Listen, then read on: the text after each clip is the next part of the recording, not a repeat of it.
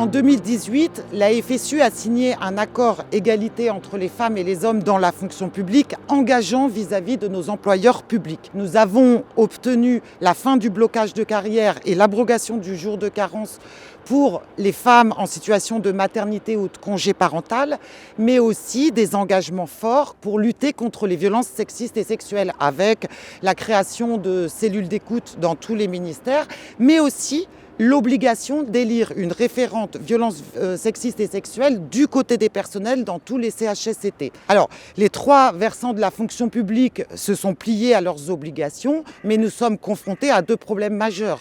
D'abord, le manque de financement pour rendre opérationnels ces dispositifs, et deuxièmement, le manque de volonté politique, notamment dans la fonction publique territoriale, mais aussi au ministère de l'Éducation nationale. Il a fallu toute la détermination des équipes de la FSU pour faire élire Ludivine Debac du SNES-FSU comme première référente CHSCT dans l'Éducation nationale. Alors les combats ne sont pas terminés. Nous devons cette année obtenir l'abrogation du jour de carence pour les femmes victimes de violences sexistes et sexuelles et pour celles victimes de violences conjugales.